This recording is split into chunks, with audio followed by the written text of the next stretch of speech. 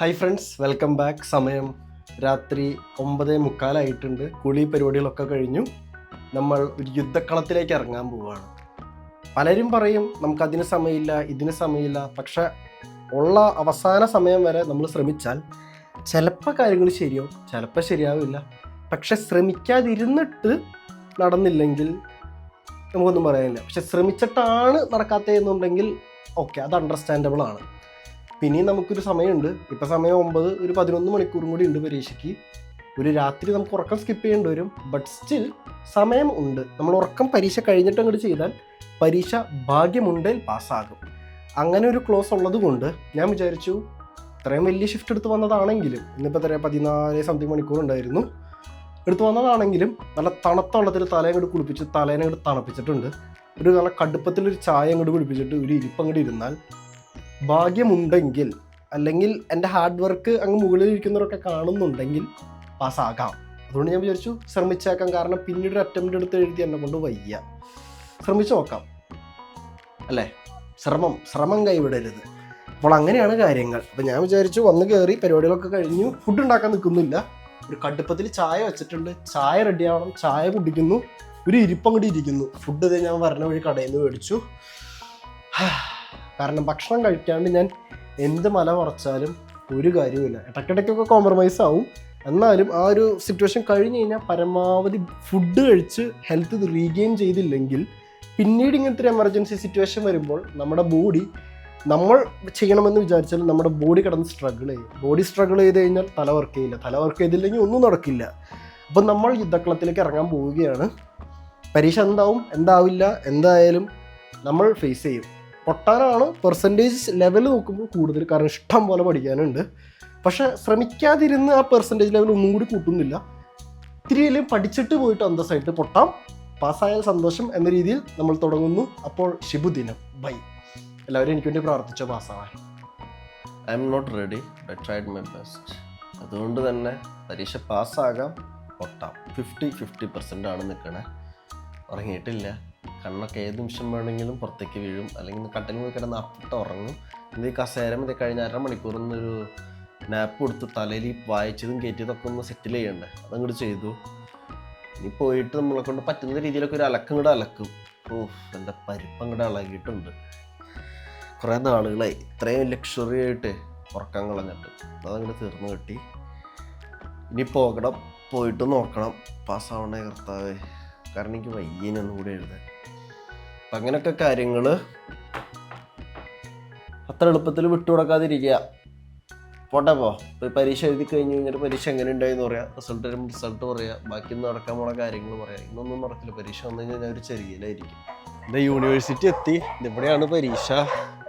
ഇന്ന് കരിദിനമായിട്ട് പ്രഖ്യാപിക്കുക. മഴക്കാല കട്ടയ്ക്ക് പെയ്യാൻ പോവാ. കുറുക്കൻ്റെ കല്യാണം നല്ല ഡിവോഴ്സ് ആണെന്ന് തോന്നുന്നു. കട്ടയ്ക്ക് മഴ പെയ്യാൻ പോവാണ്. നല്ല മഴക്കാർ പിടിച്ചിട്ടുണ്ട്. പരീക്ഷ ഒരു 10 മിനിറ്റിൽ തുടങ്ങും. കണ്ടറിയണം എന്താവുമെന്ന്. ഞാൻ ട്രാമിൽ വരെ ഇരുന്ന് നോക്കായിരുന്നു. കാരണം ഉറങ്ങി നീറ്റിപ്പേ ഒരു തപ്പൽ. അപ്പം തപ്പലുള്ളതൊക്കെ ഒന്നും കൂടി ഒന്ന് പൊടി തട്ടി എടുത്തിട്ടുണ്ട്. കണ്ടറിയാം. എന്താല്ലേ, നമുക്ക് കയറാം ഇന്നത്തെ യുദ്ധക്കളത്തിലേക്ക്. ഈശ്വര പാസ്സാവണേ. അപ്പോൾ പരീക്ഷ കഴിഞ്ഞിട്ട് ഇനി കാണാം. ഞാൻ പാസ്സായി. എങ്ങനെയാണെന്ന് എനിക്കറിയാൻ പാടില്ല. പുള്ളിക്കാരി ചക്കേനെ കുറിച്ച് ചോദിച്ചു, ഞാൻ മാങ്ങേനെ കുറിച്ച് പറഞ്ഞു. കാരണം എനിക്കറിയാവുന്നല്ലേ എനിക്ക് പറയാൻ പറ്റൂ. പുള്ളിക്കാരി ചോദിച്ചു എന്തോ, എനിക്കതിനെക്കുറിച്ച് പറയാനറിയാൻ പാടില്ല. അതുകൊണ്ട് ഞാൻ എനിക്കറിയാവുന്നതൊക്കെ അതിനെക്കുറിച്ച് അങ്ങോട്ട് പറഞ്ഞു. പുള്ളിക്കാരിക്ക് മനസ്സിലായി എനിക്ക് എന്തോ അറിയാം. പക്ഷെ അപ്പോഴും ചോദിച്ച ചോദ്യത്തിന് ഉത്തരം പറഞ്ഞില്ല. ചോദിച്ച ചോദ്യമല്ല, ചോദ്യങ്ങൾ. പുള്ളിക്കാരി എന്തോ ചോദിക്കുന്നു, എനിക്കറിയാവുന്ന എന്തൊക്കെയോ ഞാൻ പറയുന്നു. ആകെ മൊത്തത്തിൽ കോമഡി ആയിരുന്നു. പുള്ളിക്കാരി ഭയങ്കര സീരിയസ് ആയിട്ട് എല്ലാവരോടും ചോദിച്ചുകൊണ്ടിരിക്കുന്നു. എന്നോട് ചോദിച്ചു തുടങ്ങി. പിന്നെ ചിരിയും കളിയായി. അപ്പം ഞാൻ പിന്നെ നമ്മുടെ രാജകീയ തന്ത്രമായ മലയാളി തന്ത്രം അങ്ങോട്ട് ഇറക്കി. അങ്ങനെ ചെയ്താൽ അങ്ങനെ ചെയ്ത് എൻ്റെ ഉള്ളിലെ കലാകാരനെ അങ്ങോട്ട് ഉണർന്നു. ഞാൻ വിചാരിച്ച ഉറങ്ങാത്തതുകൊണ്ട് എനിക്കില്ല എന്നാണ്. പക്ഷേ അവൻ സെറ്റായിരുന്നു. അതുകൊണ്ട് എന്നെ പാസ്സാക്കി വിട്ടു. മാർക്ക് അത്ര ഒന്നുമില്ല, എന്നാലും പാസ്സായി. എൻ്റെ ലക്ഷ്യം പാസ്സാവുക എന്നുള്ളത് മാത്രമായതുകൊണ്ട് പാസ്സായിട്ടുണ്ട്. സന്തോഷം. സന്തോഷം കേട്ടോ. ഇനി എനിക്ക് നിങ്ങളോട് പറയാനുള്ളത്, എന്നാൽ അത്രയും മണിക്കൂർ ജോലി എടുത്തു. അത് കഴിഞ്ഞ് ഏതൊരു മനുഷ്യനായാലും ഒന്ന് കിടന്നുറങ്ങും അത്ര ക്ഷീണത്തിൽ. എനിക്കത് തന്നെ ചെയ്താൽ മതിയായിരുന്നു. എൻ്റെ ആവശ്യമുള്ളൂ. അതുകൊണ്ട് പരീക്ഷയെ പൊട്ടി അടുത്ത റീടേക്ക് എടുത്താൽ മതി. പക്ഷേ എനിക്ക് ശ്രമിക്കാതെ പൊട്ടുന്നതിൽ അർത്ഥമില്ലാത്തത് കൊണ്ട് ഞാനൊന്ന് ശ്രമിച്ച് നോക്കാമെന്ന് വെച്ചു. ചീറ്റി പോകുന്നതാണ് വിചാരിച്ചത്. കാലത്ത് എനിക്ക് പോകുന്നത് വരെ നിങ്ങളും കണ്ടതല്ലേ. പക്ഷേ ഭാഗ്യം കനിഞ്ഞു. ആ പുള്ളിക്കാരിക്ക് എനിക്കെന്തോ അറിയാമെന്ന് തോന്നിയത് കൊണ്ട് എന്നെ പാസ്സാക്കി വിട്ടു. ഞാൻ കുറേ പറഞ്ഞു വിട്ടു, എന്തൊക്കെയോ പറഞ്ഞു. ഇനി ഉറക്കാൻ വയ്യ, കാരണം എനിക്ക് ഓർമ്മയില്ല. ഉറങ്ങാത്തതുകൊണ്ട് എന്തൊക്കെയാണ് പറഞ്ഞു വിട്ടിയെന്ന് എനിക്കും വലിയ പിടിയൊന്നുമില്ല. ഞാനും ചിരിച്ചു, പുള്ളിക്കാരും ചിരിച്ചു, കൂടെ പരീക്ഷിക്കേണ്ട എല്ലാവരും ചിരിച്ചു. എല്ലാവരും ചിരിപ്പിച്ച് ഞാൻ പാസ്സായിട്ടുണ്ട്, അങ്ങനെ വേണമെങ്കിൽ പറയാം. ഇനി നമ്മുടെ പരിപാടി എന്ന് പറയുന്നത് ഒരു നല്ലൊരു മീൻകറി പാസ്സാക്കണം. കാരണം ഭക്ഷണം കഴിക്കാണ്ട് പറ്റില്ലല്ലോ. ഒരു മീൻകറി പാസ്സാക്കണം. അത് കഴിഞ്ഞ് കഴിഞ്ഞിട്ട് ഒന്ന് കുളിക്കണം. അത് കഴിഞ്ഞിട്ട് ലക്ഷറി ആയിട്ടൊന്ന് കിടന്നുറങ്ങണം. കാരണം ഇനി ബുധനാഴ്ച അടുത്ത പരീക്ഷയുണ്ട്, വെള്ളിയാഴ്ച ഒരു പരീക്ഷയുണ്ട്. ഈ ആഴ്ച 3 പരീക്ഷ. 2 ഉള്ളൂന്ന് വെച്ചാൽ പക്ഷേ 3 ഉണ്ട്. നമ്മുടെ കഴിഞ്ഞ ആഴ്ചയിലത്തെ മീനുണ്ടല്ലോ അവിടെ മാരിനേറ്റ് ചെയ്ത് കുട്ടപ്പനാക്കി വെച്ചിട്ടുണ്ട്. കറി ഉണ്ടാക്കി കഴിക്കണം.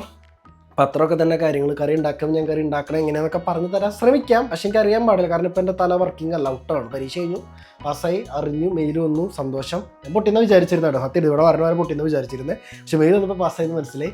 ഭാഗ്യം. അപ്പം ശരി, ബൈ. കാരണം ഇത് വൈവേ ആയിരുന്നു. ഇത് എഴുത്ത് പരീക്ഷയോ MCQ ആയിരുന്നെങ്കിൽ ഞാൻ വട്ടത്തിൽ പൊട്ടും. ഓറലായതുകൊണ്ട് മാത്രം ഞാൻ പാസ്സായി. അതായത് നമ്മൾ ഡയറക്ടറോട് സംസാരിച്ചുകൊണ്ടിരിക്കുകയാണ്. പുള്ളി ഇങ്ങോട്ട് വയ്ക്കും, അങ്ങോട്ട് വയ്ക്കും, അങ്ങോട്ട് വയ്ക്കും, ഇങ്ങോട്ട് വയ്ക്കും. അങ്ങനെ നമ്മൾ അങ്ങോട്ടും ഇങ്ങോട്ടും ചോദിച്ചും കൊടുത്തും പരിപാടി കൂടെ അവസാനിപ്പിച്ചു. അപ്പം ശരി, ഇനി അടുത്ത പരിപാടി വരുമ്പോൾ കാണാം. Bye bye. ഒരു ലക്ഷറി ഉറക്കം കഴിഞ്ഞ് എണീറ്റിട്ടുണ്ട്. എന്തുകൊണ്ട് ലക്ഷറി എന്ന് വെച്ച് കഴിഞ്ഞാൽ പുറത്ത് നല്ല ഗംഭീര മഴയായിരുന്നു. പരീക്ഷ ആയതുകൊണ്ടാണെന്ന് തോന്നുന്നു. നല്ല ഗംഭീര മഴയായിരുന്നു. മഴയത്ത് കിടന്നുറങ്ങുക അല്ലെങ്കിൽ മഴയത്ത് ഇറങ്ങി കളിക്കുക. ഇവിടെ കളിക്കാൻ ഇറങ്ങിക്കഴിഞ്ഞ് കഴിഞ്ഞാൽ നനഞ്ഞോ വല്ല പനിയോ ചുമയോ എന്തെങ്കിലും പിടിച്ചു കഴിഞ്ഞാൽ ഞാൻ തന്നെ എന്നെ നോക്കേണ്ടി വരും. അപ്പോൾ അത് റിസ്ക്കാണ്. ആ റിസ്ക് എടുക്കാൻ താല്പര്യമില്ലാത്തതുകൊണ്ട് കിടന്നങ്ങോട്ട് ഉറങ്ങുക. നല്ല ചായ ഒക്കെ കുടിച്ചോ, ഒന്നല്ലെങ്കിൽ മഴ നോക്കിയിരിക്കുക, അല്ലെങ്കിൽ കയറി കിടന്നുറങ്ങുക. ഞാൻ കിടന്നങ്ങോട്ട് ഉറങ്ങി. ഇന്നലത്തെ പെൻഡിങ് ഉണ്ടല്ലോ, ഇപ്പം ലക്ഷറി ആയിട്ടൊരു ഉറക്കം അങ്ങോട്ട് നടത്തി.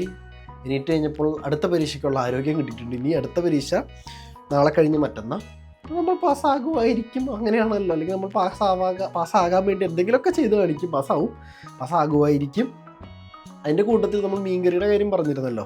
ഉണ്ടാക്കണം കാണിക്കാനായിട്ടുള്ള ഭാഗ്യം എനിക്ക് കിട്ടിയില്ല, കാരണം ഞാൻ മറന്നുപോയി വീഡിയോ എടുക്കാൻ. അപ്പോൾ സിമ്പിളാണ്. ഇത്തിരി വെളിച്ചെണ്ണ ഒഴിക്കുക, വെളിച്ചെണ്ണ സൺഫ്ലവർ ഓയിൽ ഒഴിക്കുക, അതിനകത്ത് കടുക് പൊട്ടിക്കുക, ഉലുവ ഇടുക, അതിനകത്ത് ഇഞ്ചി ഇടുക, വെളുത്തുള്ളി ഇടുക, സവോള ഉള്ള ചെറുള്ളി കിട്ടണമെങ്കിൽ അത് ഇടുക, അല്ലെങ്കിൽ സാധാരണ സവോള ഇടുക. എന്നിട്ട് അതിനകത്തേക്ക് മഞ്ഞൾപ്പൊടി, മുളക് പൊടി, ഒരു പൊടി മല്ലിപ്പൊടി ഇടുക, ചാറിന് ഒരു കൊഴുപ്പ് കിട്ടാനായിട്ട്. എന്നിട്ട് അതിലാവശ്യത്തിന് ഉപ്പിടുക. അതിനൊക്കെ മുന്നേ, കറി ഉണ്ടാക്കുന്നതിന് മുന്നേ കുടപ്പുള്ളി തിളച്ച വെള്ളത്തിൽ ഇട്ട് വെച്ചിട്ടുണ്ടാവണം ഒന്ന് കുതിരാനായിട്ട്. അപ്പോൾ ഈ കറി അവിടെ റെഡി ആയിട്ടുണ്ടല്ലോ. ഇപ്പോൾ ഞാൻ ഈ പറഞ്ഞ സെറ്റപ്പിൽ അതിനകത്തേക്ക് ഈ കുടപ്പുള്ളി വെള്ളം കൂടി ഒഴിക്കുക. അത് കൂടാതെ ആവശ്യത്തിന് വെള്ളം കൂടി ഒഴിക്കുക. എന്നിട്ട് ഒന്നങ്ങോട്ട് തിളച്ചങ്ങോട്ട് നന്നായിട്ട് അങ്ങോട്ട് നിൽക്കുന്ന സമയത്ത് മീൻ അങ്ങോട്ട് ഇടുക, അടച്ചു വയ്ക്കുക, ലോ ഫ്ലെയിമിൽ വയ്ക്കുക, ഏറ്റവും ലോ ഫ്ലെയിമിൽ വയ്ക്കുക. ഞാനൊരു 1/4 മണിക്കൂർ ലോ ഫ്ലെയിമിൽ വെച്ചു. എന്നിട്ട് കറി അങ്ങോട്ട് റെഡിയായി. നാളത്തേക്കാണ് നല്ല കൊഴുത്തങ്ങോട്ട് സെറ്റ് ആവുള്ളൂ. ഇപ്പോൾ കറി ഞാൻ കാണിച്ചു തരാം. ഇവിടെ കുട്ടനായിട്ടിരിക്കുകയാണ് നോമിൻ്റെ കറി. അത്രയും കൊഴുത്തിട്ടില്ല, നാളത്തേക്ക് ആവുള്ളൂ. അങ്ങനെയാണ് മീൻകറി. ഒന്ന് ഇരിക്കും തോറും രുചി കയറുന്ന ഒരേ ഒരു സാധനമാണ് മീൻ. ഇത് തേങ്ങാപ്പാൽ ഒഴിച്ചുണ്ടാക്കുന്ന മീൻകറി അല്ല, വറ്റിക്കുന്ന മീൻകറി ഇരിക്കും തോറും ടേസ്റ്റ് കൂടും. അപ്പോൾ കറി ഞാനിവിടെ പകർത്തിയെടുത്തിട്ടുണ്ട്. ഒരു ഇച്ചിരി പറ്റെടുത്തേക്കാം, കാരണം ഞാൻ കൈ കഴുകി ലക്ഷറി ആയിട്ട് കഴിച്ചോളാം. അപ്പോൾ എൻ്റെ അടുത്ത് ഇങ്ങനെ പിടിക്കണാവോ. പുളിയൊക്കെ ഉണ്ടല്ലോ, കൃത്യം. അപ്പം അതൊക്കെ തന്നെ കാര്യങ്ങൾ. വേറെ ഒന്നും പ്രത്യേകിച്ച് എനിക്ക് പറയാനില്ല. ഫോൺ തിരിച്ചു പിടിക്കട്ടെ. വീഡിയോ ഇഷ്ടപ്പെട്ടാൽ നിങ്ങൾ ലൈക്ക് ചെയ്യൂ, ഷെയർ ചെയ്യൂ, സബ്സ്ക്രൈബ് ചെയ്യൂ. ചെയ്തില്ലെങ്കിലും കുഴപ്പമൊന്നുമില്ല, ഞാൻ ചുമ്മാ പറഞ്ഞു എന്നുള്ളൂ. കുറേ നാളായി പറഞ്ഞിട്ട്. അപ്പം അത്രയൊക്കെ തന്നെ കാര്യങ്ങൾ. എല്ലാവർക്കും ബൈ ബൈ.